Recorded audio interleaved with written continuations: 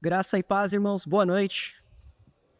Abram suas Bíblias no livro de Provérbios, capítulo 3, leremos do verso 1 até o verso de número 4. Provérbios 3, do verso 1 a 4, eu lerei na versão revista e atualizada, na área.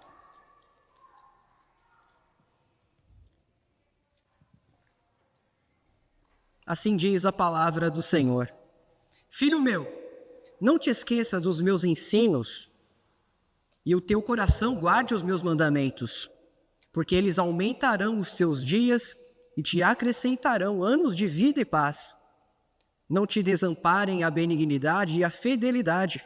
Atas ao pescoço, escreve-as na tábua do teu coração e acharás graça e a boa compreensão diante de Deus e dos homens. Assim diz a palavra do Senhor. Oremos mais uma vez. Pai Santo, tua palavra foi lida e agora será explicada para o teu povo. Rogamos ao Senhor, conceda-nos o teu Espírito para que possamos expor a tua palavra com clareza e dá-nos ouvidos, um coração atento, disposto a receber a tua palavra. Fale aos nossos corações, ensine-nos, Senhor, e as palavras dos meus lábios e o meditar do meu coração sejam agradáveis na tua presença, Senhor, rocha minha, redentor meu. Amém. Meus irmãos, em 2025, nós tivemos 52 domingos. E especificamente nesta igreja, nós temos um culto matutino e um culto vespertino, que então totalizariam aproximadamente 104 sermões, no médio. Isso colocado ao longo de um ano, considerando que cada sermão tem uma média de 35 minutos de pregação, uma média, às vezes eu passo um pouco, mas a média seria essa. Dariam aproximadamente mais de 12 horas de pregação. Ao longo de um ano, isso é pouco. Mas, com esse pouco, o que nós temos feito? O que nós fazemos com cada ensino, em cada pregação? E a pergunta mais importante, onde é que guardamos este ensino? Mais uma vez, o livro de Provérbios, o pai está orientando o seu filho, está preocupado com o seu filho. E ele, após recitar um poema, celebrando a excelência da sabedoria, agora ele manifesta novamente a vontade dele, de que o filho ouça, guarde a sua instrução. Observe que isso já foi pedido para o filho antes, no verso 8 do capítulo 1. Qual é a necessidade de repetir isso novamente? Segundo o pastor Guilherme Nunes, ele informa que a necessidade da repetição, ela acontece porque o nosso coração é tremendamente inclinado à tolice.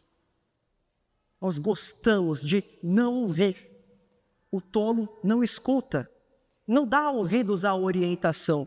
Por isso ele abandona, ele rejeita e segue a sua própria orientação, achando que é sábio por si mesmo. E o pai, sabendo dessa realidade do coração interno do pecador, ele conclama para o filho: filho meu, escute, não te esqueças da minha orientação. Ele repete novamente essa grande realidade de se ouvir o ensino do pai. Agora o pai quer oferecer uma receita para o filho. Uma receita que é composta de 2 conselhos para que o filho tenha uma vida longa e uma vida boa. Por isso, o tema do nosso sermão nesta noite é Conselhos para uma vida longa e boa. Então, se você quer ter uma vida boa e longa, a primeira orientação diz o verso de número 1. Não te esqueças da instrução. Observe verso 1. Não te esqueças dos meus ensinos. E o pai expressa o seu desejo ao filho de que o filho não se esqueça da sua instrução. Esta instrução, obviamente, se refere a tudo que o pai tem ensinado. Colocando em termos gerais, é todo o conteúdo do livro de Provérbios. Mas essa palavra instrução, ela também tem uma realidade mais profunda. Ela também é uma referência ao ensino que provém da lei de Deus, da Torá. Então ele observa: filho meu, escute esta orientação, porque esta orientação ela tem um valor importante para nós, como povo do pacto, povo da aliança de Deus. E o ato de esquecer é um ato de memória, é um esforço mental que o pai fala para o filho exercer continuamente. Não se esqueças. E a realidade, então, desse esforço mental, em outras palavras, é que esquecer é um esforço, deve ser um esforço ativo por obedecer. O que o pai requer do filho? Você ouviu a minha instrução, agora obedeça ela. O ato de esquecer é essa contínua, o ato de obedecer é esse ato contínuo de um ouvir atento que guarda a orientação no coração, e aí eu passo a viver desta maneira, deste modo. Mas observe a frase sinônima seguinte: e o teu coração guarde os meus mandamentos. O pai utiliza o termo agora mandamento. E mandamento e instrução são dois termos intercambiáveis aqui. Ambos se referem, têm a referência à lei divina, ensino que procede dessa lei, que o pai concedeu ao filho, e ele orienta: guarde estes mandamentos no coração. E a palavra coração também pode ser traduzida como mente, ou seja, a conotação é algo interno. Eu escuto ela e interiorizo essa palavra no meu coração. Ela é guardada, armazenada no meu coração. E esse termo guardar consiste em colocar em prática os mandamentos memorizados. Recebi a instrução, agora eu devo viver obedecendo a esses mandamentos. Esse termo de guardar é um termo pactual, que é usado para proteção. Eu devo proteger o meu coração com o quê? Com os mandamentos do Senhor. Mas por quê? Porque você deve guardar no coração a instrução do Senhor. Porque a instrução do Senhor e os mandamentos de Deus visam o nosso bem e o prolongamento da vida. Como é dito em Deuteronômio, capítulo 5, verso 23, a palavra do Senhor diz assim: andareis em todo o caminho que vos manda o Senhor, vosso Deus, para que vivais bem, bem vos suceda e prolongueis os dias na terra que haveis de possuir. Qual é o objetivo da instrução dos mandamentos? O bem do povo, para que eles vivam bem, tenham uma vida longa, vivendo bem. Essa é a necessidade. E observe agora o verso de número 2, a força motora então desse mandamento, dessa instrução. O pai mostra que o empenho de não esquecer e guardar a sua vida, instruções e mandamentos, resultará em uma vida boa e longa. Porque, diz o verso 2, eles aumentarão os teus dias e te acrescentarão anos de vida e paz. Veja que o tom não é de promessa, mas de causa e consequência. Ele não está prometendo algo, mas ele está contando: olha, o resultado, o mais provável que aconteça é que você tenha uma vida longa e próspera, de paz. E aqui essa palavra paz é o shalom de Deus, a paz de Deus. O filho caminhará tendo esse caminho mais provável. E o filho deve se preocupar onde tem guardado as instruções, os mandamentos do Senhor. Porque provém de Deus.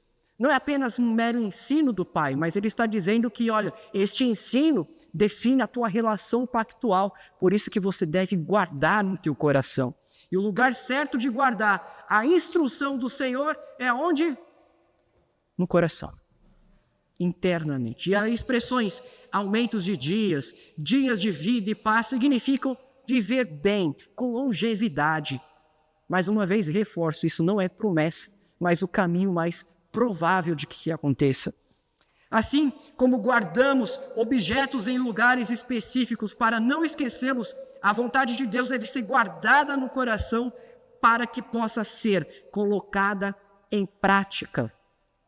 Guardar no coração é essencial, porque em momentos de crise, decisões rápidas que você deve tomar, que você tem que tomar, não haverá internet para você consultar algum dado, pesquisar a orientação. Então é necessário que essa instrução esteja onde?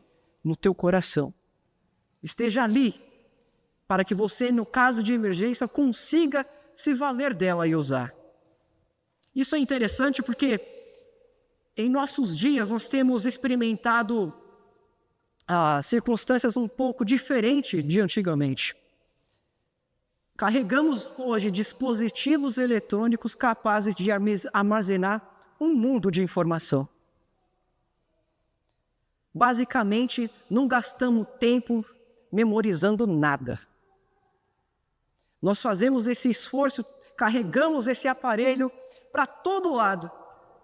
A consequência que isso tem trazido para nós é que nós temos tido dificuldades de reter informações, de armazenar uma informação. Certamente, se eu perguntar aqui, quem sabe um número, pelo menos um número de código de telefone de emergência, acho que vão ser poucos. Porque deixamos de exercer por conta de uma comodidade. Mas em havendo uma situação de emergência, e agora? Com quem eu contato? Eu ligo. Veja a necessidade de ter algo no coração, algo memorizado na tua mente. É essa realidade expressa diante de nós. Por isso que para nós ouvirmos sermões, palestras, assistirmos aula, tem que ser algo rápido, curto, porque eu não tenho a condição de mente para absorver tanta informação. Olha a condição em que nos condicionamos. E aí a escritura, a exortação é, não, a instrução do Senhor você deve guardar no teu coração. Essa não tem como ficar no celular. Ela precisa estar no lugar correto, para que você possa, no momento devido, acioná-la devidamente. Meus irmãos, devemos ser diligentes e cautelosos com o ensino da palavra do Senhor. Não basta ouvi-los, é preciso armazená-los no lugar correto. Provérbios capítulo 4, verso 23, ele diz assim: sobretudo, o que deve guardar, guarda o coração, porque dele procedem as fontes da vida. E esse guardar é no sentido de proteger. E só é possível proteger o coração com a palavra de Deus, com a instrução do Senhor. Porque qualquer outro ensino, qualquer outra palavra conduz à sedução, à perdição. Mas a palavra de Deus, a instrução do Senhor, a lei de Deus promove a nossa vida. Essa é a orientação, então, deste Pai. Isso não se trata de promessas. Se você, então, quer ter uma vida boa, o Pai te aconselha: guarde a minha instrução. Guarde a minha palavra no teu coração. É o lugar mais importante. E havendo a necessidade, você terá a capacidade, a condição de tomar a decisão certa, no momento certo, com a intensidade emocional adequada, como é próprio de alguém que é sábio, segundo o livro de Provérbios. Em segundo lugar, meus irmãos, para ter uma vida longa e boa, não deixe de refletir o caráter de Deus. Observe o verso de número 3. Não te desampare a benignidade e a fidelidade, atas ao pescoço, escreve-as na tábua do teu coração, e acharás graça e boa compreensão diante de Deus e dos homens.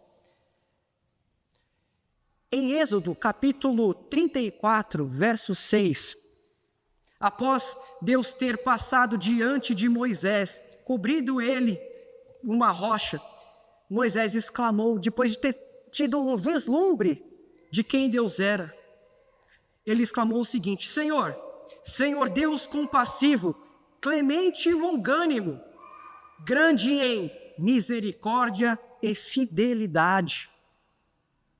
Em Provérbios, o pai observa que essas características que Moisés reputa a Deus devem ser também do filho, experimentada pelo filho. O filho deve refletir o caráter de Deus, porque Deus é benigno, ele é fiel. Essas palavras, no termo hebraico, hesed, que tem aquela conotação, se você acionar a NVI, ele vai estar traduzido como amor. É o amor pactual de Deus, a relação filial de Deus. E o outro termo, fidelidade, verdade, emet, no hebraico, também ele expressa essa verdade de você ser verdadeiro, fiel. Esse é o caráter de Deus para conosco. E o pai observa: filho, não te desamparem a benignidade e a fidelidade. O que você deve fazer com elas? Atá-las no teu coração. E observe que essa expressão benignidade, que representa um compromisso contínuo e misericordioso com o bem-estar dos outros, enquanto a fidelidade é a constante adesão à verdade dos mandamentos.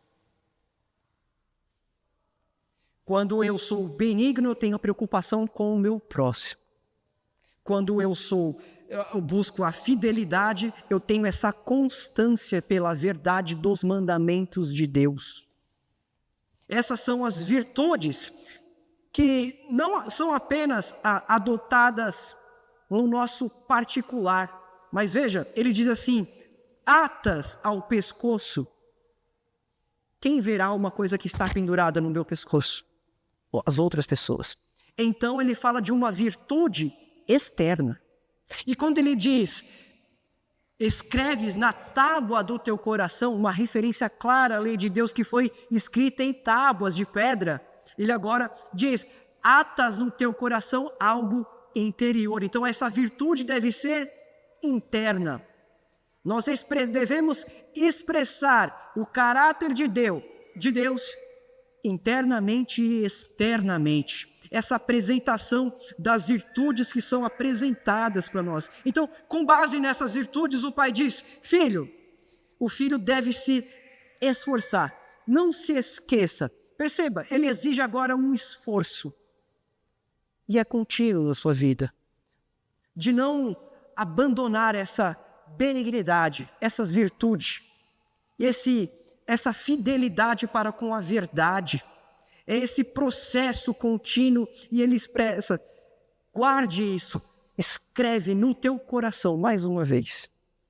E no verso 4, o pai apresenta o resultado. Então, se você mantiver a benignidade e a fidelidade, tendo a preocupação de manifestá-la externamente e internamente, você encontrará o favor de Deus e das pessoas.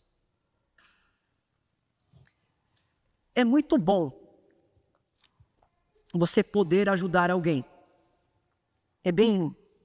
É algo edificante. Mas melhor ainda é poder ajudar alguém que você gosta. Quando você tem apreço por tal pessoa, carinho, respeito, admiração, você tem a plena disposição de querer ajudar essa pessoa. Pois bem, o pai diz que se você mantiver o caráter de Deus, tanto o próprio Senhor quanto as pessoas olharão para você de respeito e dignidade, e aqui ele coloca: terão boa compreensão acerca de você. Elas terão respeito por você e não hesitarão em ajudá-lo. Por isso essa receita do pai, esse conselho. Então, se você mantiver esse caráter de Deus, você terá uma vida boa e longa. Mais uma vez, essa conotação aparece diante de nós. E para experimentar tudo isso, você deve encarar o desafio diário de não deixar as virtudes de lado. Tanto a preocupação como as pessoas nos veem, quanto aquilo que está internamente. Isso deve ser observado e não negligenciado, porque o cerne da lei de Deus não é simplesmente uma aparência, mas também o interior. Vejam o exemplo quando Israel sacrificava, mas eles tinham uma vida totalmente depravada diante do Senhor. E o Senhor diz para eles prontamente: eu não me agrado dos teus sacrifícios, porque o seu coração é todo mau. O que me adianta esses sacrifícios todos, se a disposição do nosso coração é incorreta? Mas também a realidade de termos uma boa exposição de virtudes externamente também é necessária para que as pessoas reconheçam a graça de Deus em nós. Além disso, esses termos benignidade e fidelidade devem servir de base para a formação daquilo que nós chamamos de capital moral. O que seria capital moral? Que é a capacidade individual e coletiva de estar junto ao próximo e ao mundo de uma forma preocupada. Ou seja, eu busco o bem do outro e busco o bem da criação de Deus. Isso é o que fomenta aquela estrutura nossa de moralidade, o caráter de Deus. É o modo como o povo da aliança deve viver e experimentar. Como é que Israel manifestaria a sabedoria de Deus? Tendo caráter, manifestando o caráter de Deus. É exatamente essa expressão aparece para nós como características de virtudes que o povo da aliança deve viver, deve estar atento e se preocupar. Meus irmãos, é assim que Deus trata conosco. Ele se preocupa com o nosso bem-estar. Ele se preocupa com as nossas situações, os nossos contextos. Ele se entregou por nós. Se esvaziou de si mesmo e tomou uma cruz que era nossa. É essa atitude de virtude de Cristo que somos chamados a imitar e a viver. Porque Cristo é a sabedoria de Deus. E Ele é a plena revelação, a manifestação de tudo aquilo que Deus é. Nós devemos então compreender, olhando para Cristo, o seu caráter e viver de modo que corresponda a este caráter. Benignidade e fidelidade não deve se afastar de nós. Mais uma vez, o Pai expressa isso não como sendo uma promessa, mas o resultado de uma vida que tem o temor do Senhor, uma vida que considera que viver segundo Deus é importante. E ele diz que achará graça e boa compreensão diante de Deus e dos homens. Concluindo então, meus irmãos, falamos sobre conselhos. O Pai manifestou 2 conselhos para que você tenha uma vida longa e boa. E o primeiro é, não te esqueças da instrução. O segundo é, não deixe de refletir o caráter de Deus. E eu espero que a partir desta orientação, desse conselho do Pai, que creio é o conselho do Senhor para nós hoje, guardemos essa instrução no coração. Porque quando chegar o momento, na circunstância de urgência, de emergência, eu tome a decisão adequada, eu faça a escolha sábia, correta, eu tenho a disposição de coração adequado, porque nele contém as palavras do Senhor. Em segundo lugar, que a preocupação de viver refletindo o caráter de Deus esteja continuamente em você. Desta forma, você ganhará o favor de Deus e dos homens. Essa boa visão que as pessoas terão acerca de você. Meu desejo é que a graça do Senhor esteja com você, te conduzindo para que você retenha a palavra dele no seu coração e que o Espírito Santo te encoraje a viver deste modo que corresponda ao caráter de Cristo, que reverbere quem Cristo é nas suas escolhas e nas suas decisões. Que sejamos então encorajados pelo conselho do Pai, a abraçarmos a instrução do Senhor e vivermos de um modo que agrade o Senhor, para que tenhamos uma vida boa e longa. Que Deus seja louvado em nome de Jesus.